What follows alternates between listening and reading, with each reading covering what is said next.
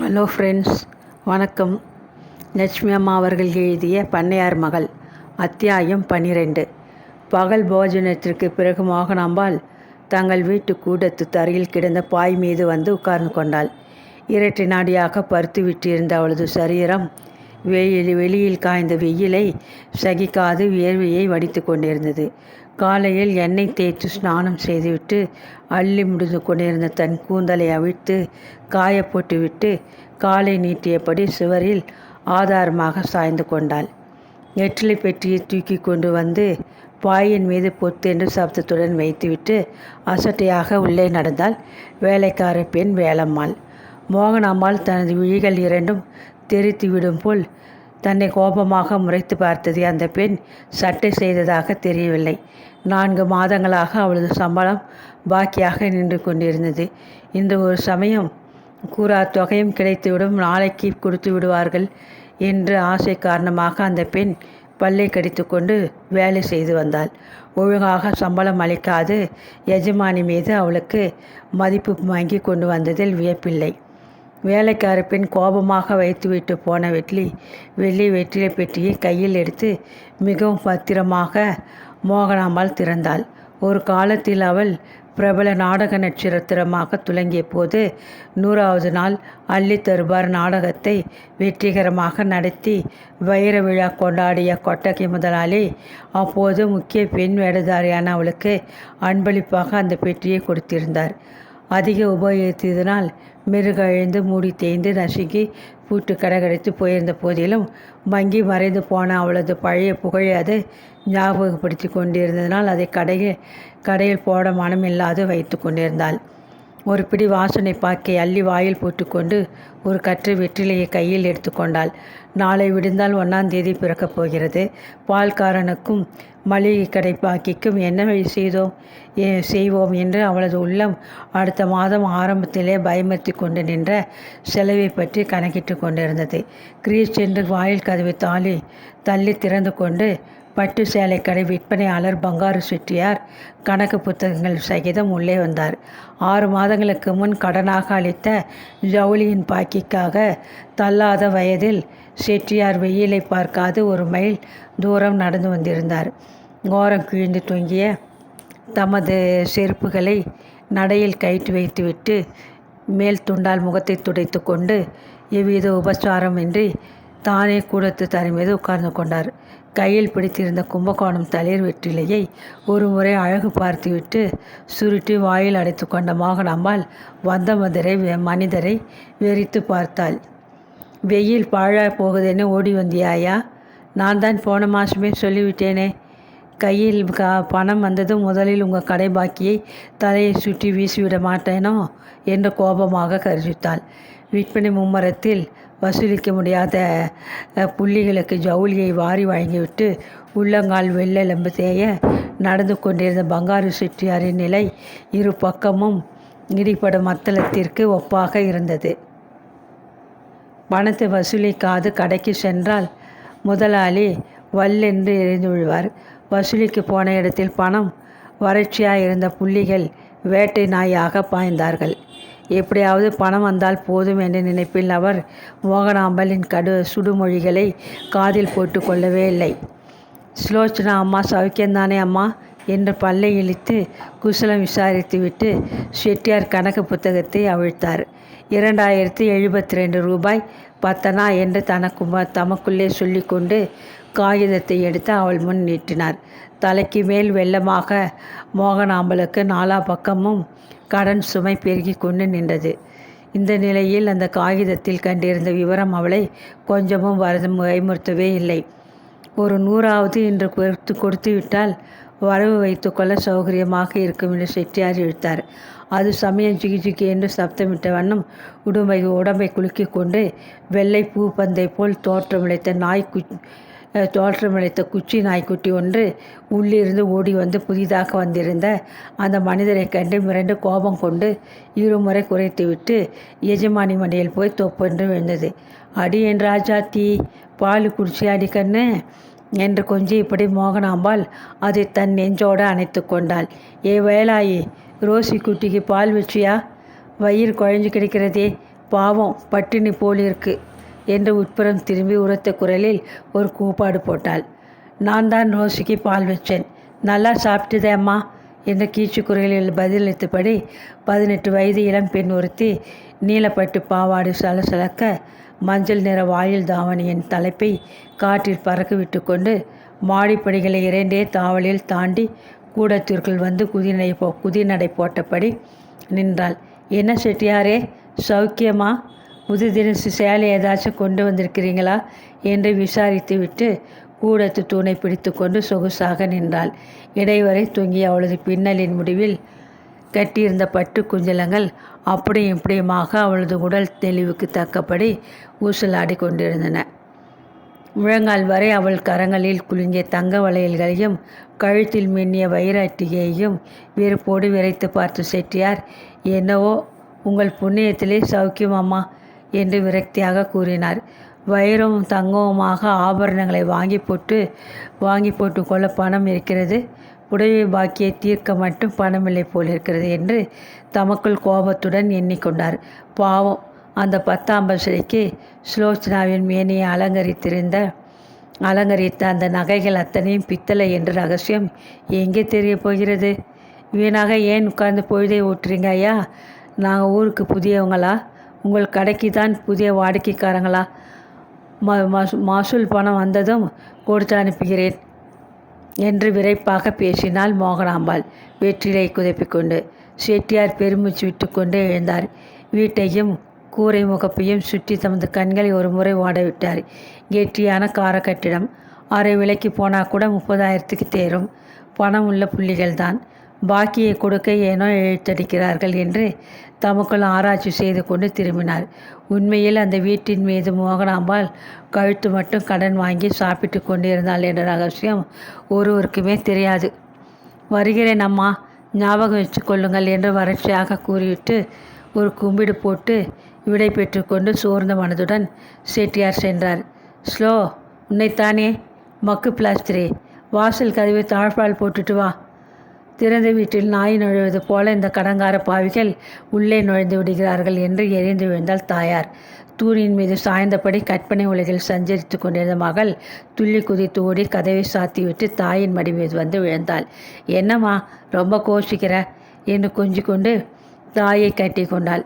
வாயிற்கதவு தரதடவென்று இடிப்படும் வாசம் கேட்டது. மோகனாம்பாள் கலவரத்துடன் மகள் முகத்தை குறிப்பாக பார்த்தாள். இன்னும் எந்த பழைய பாக்கி கடங்காரன் பில் காகிதத்தை தூக்கி கொண்டு வந்து விட்டானோ என்று பயம் அவளுக்கு. நாய்க்குட்டியை இடையில் தூக்கி கொண்டு சுலோச்சனா ஓடி சென்று கதவை திறந்தாள். வற்றி காய்ந்த குச்சி போன்ற மெலிந்த திரேகியான வயோதிக மனிதர் ஒருவர் தள்ளாடி கொண்டு உள்ளே வந்தார்.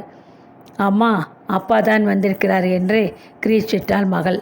ஆமாம், அவர் தூக்க மாட்டாத பொருளை தூக்கிட்டு வந்திருக்கிறார். பெண்ணே, நீ போய் வாங்கி உள்ளே வை. வயசு காலத்திலே போட்டத்தை தின்னுவிட்டு நிழலோட கிடக்காம ஊர் சுற்றிட்டு திரிகிறதை பார். சரி சரி, கை காலை கழுவி கொண்டு வேலம்மா வீட்டுக்கு போகிறதுக்கு முந்தி சாப்பிடுங்கள் என்ற கோபத்துடன் கத்தினாள் மோகனாம்பாள். மனைவி தனக்கு அளித்த இந்த வரவேற்பு வடிவேலுவிற்கு புதியதல்ல. 30 வருஷ காலத்தை எப்படியோ அவளுடன் ஓட்டிவிட்டிருந்தான். நாடக கம்பெனி ஒன்றில் ஹார்மோனியக்காரனாக இருந்த சந்தர்ப்பத்தில் பிரபல நடிகை மோகனாம்பாளை அவன் சந்திக்க நேர்ந்தது. அந்த சந்திப்பு இணைப்பிரியாத வாழ்க்கை துணைவர்களாக அவர்களை மாற்றிவிட்டது.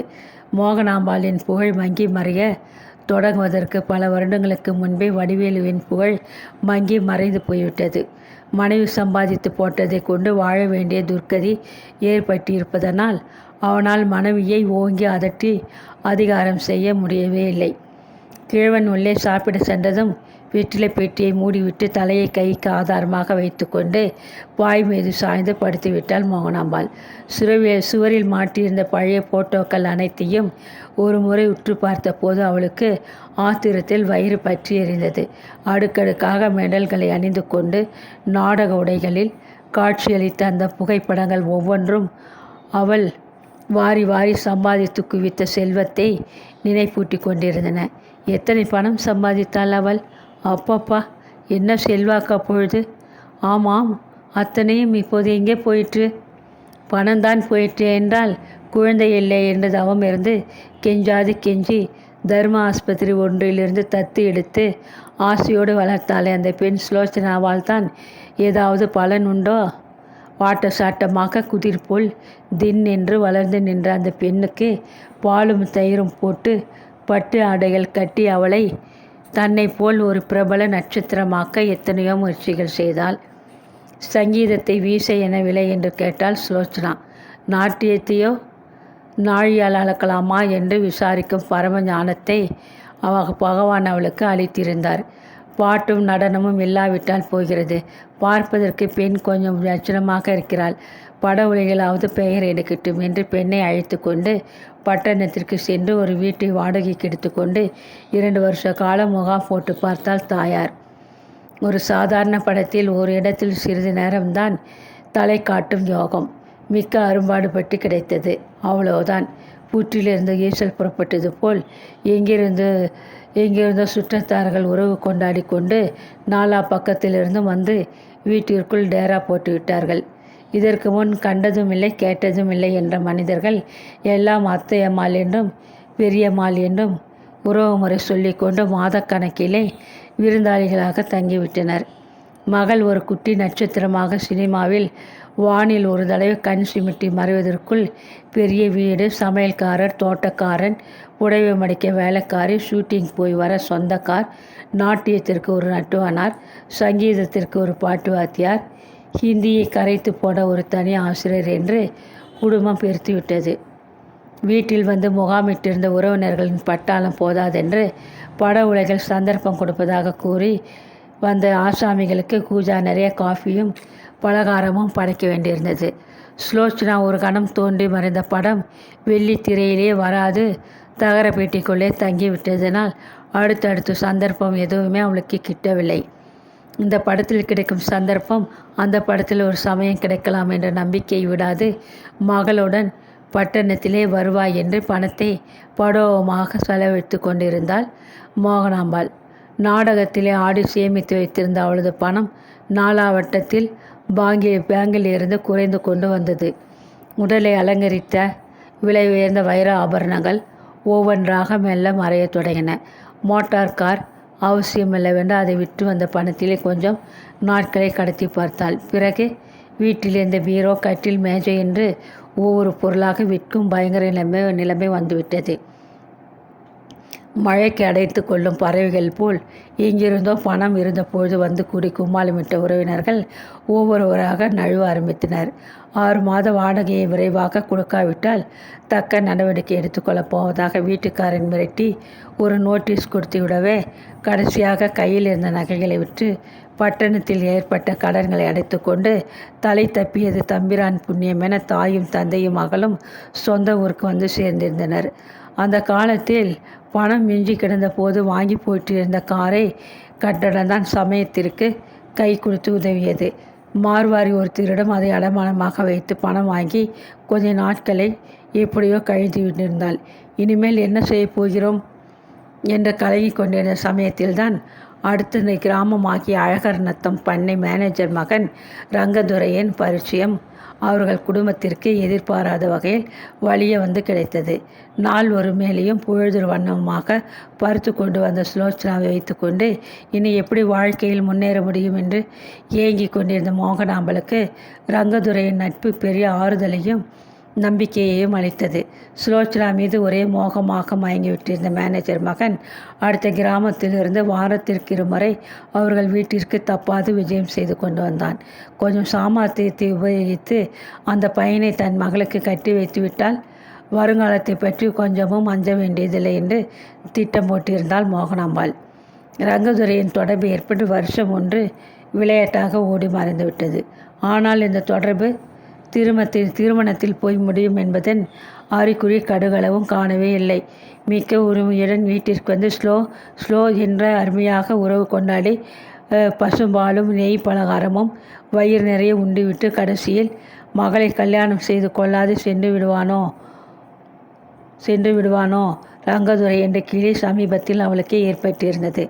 அன்று காலைதான் அழகரத்திலிருந்து அவன் ஏதோ வேலையாக நகரத்திற்கு வந்திருந்தான். வழக்கம்போல் நேரே அவர்கள் வீட்டில்தான் வந்து இறங்கியிருந்தான்.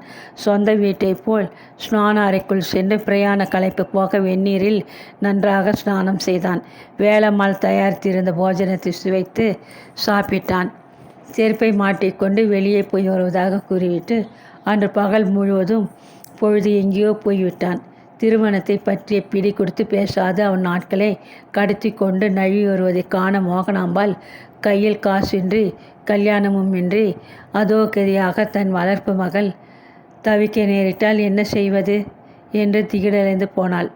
ஏய் ஸ்லோ என்று மகளை அதட்டி கூப்பிட்டாள். ஏமா என்ற தலையை செறிந்து கொண்டு கொஞ்சலாக வினவிய மகள் மேலே சாய்ந்து கொண்டு அருகில் வந்து உட்கார்ந்தாள். காலையில் மேனேஜர் மகன் வந்தானே, ஏதாவது விசாரிச்சியா? என்ன சொன்னான்?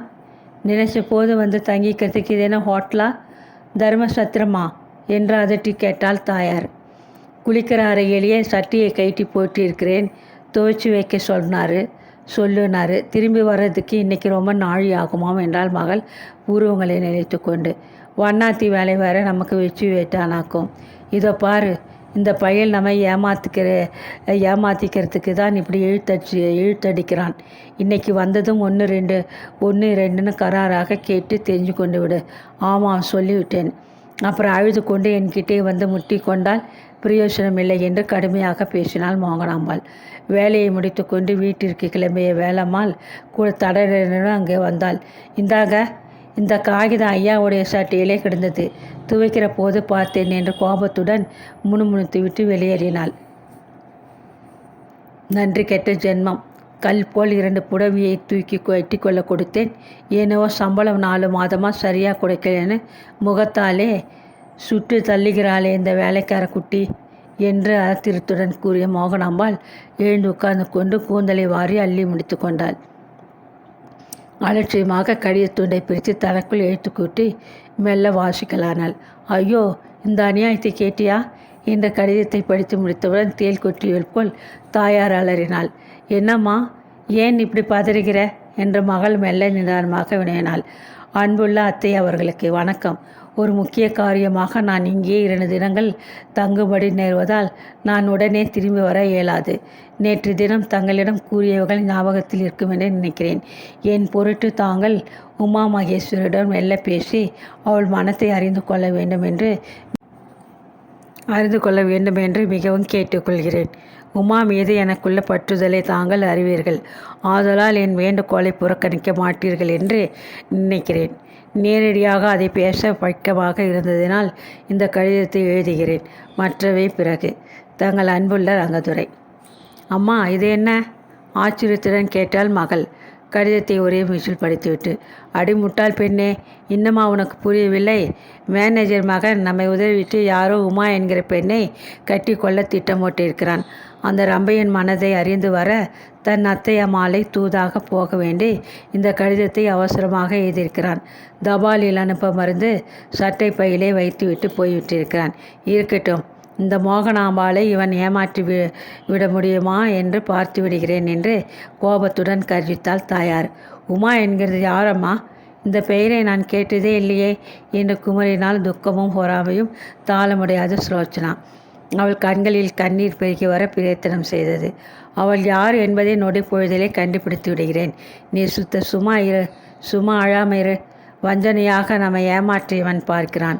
நாமும் வஞ்சகமாக தான் இருந்து இவனை ஜெயிக்க வேண்டும். இந்த கடிதாசியை நாம் பார்த்ததாகவே காட்டிக்கொள்ள வேண்டாம். அவன் வருகிற நேரமாச்சு. கண்ணை துடைத்து கொண்டு மூஞ்சியை கழுவி பளிச்சுன்னு பொட்டு வச்சுக்கொள்.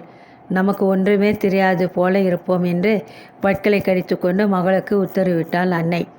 அன்று மாலை பொழுது அஸ்தமிக்கும் வேலை அந்த வீட்டிற்கு திரும்பிய ரங்கதுரையை மிக்க மலர்ந்த முகத்துடன் மோகனாம்பாள் வரவேற்றாள். வாங்கோ, காலையிலேயே ஒரு பிடி சாப்பிட்டது, இப்படி பட்னியாக உடம்பை வாட போட்டால் என்னத்துக்காகும்? ஸ்லோ, சீக்கிரம் கொஞ்சம் ஓவல் கலக்கி கொண்டு வா. இந்தாங்க, உங்களைத்தானே. அந்த விசிறியை கொஞ்சம் திருப்பி விடுங்க. வேலாயி, சீக்கிரம் ஐயா பசியோடு வந்திருக்கிறார் என்று இல்லாத உபசாரங்கள் எல்லாம் செய்தாள் அவள். மனதிற்குள் குமுறி கொந்தளித்து கொண்டிருந்த ஆத்திரத்தை சிறிதும் அறியாத ரங்கதுரை குளிர்ந்த காற்றை சுழற்றி எழுப்பிய மின்சார விசிறியடையில் ஒரு நாட்காலியை இழுத்து போட்டு கொண்டு தன் உள்ளத்திலே காதல் கனலை எழுப்பி விட்டிருந்த உமா மகேஸ்வரியின் அழகிய முகத்தை கற்பனையில் கண்டு மகிழ்ந்து கொண்டிருந்தான்.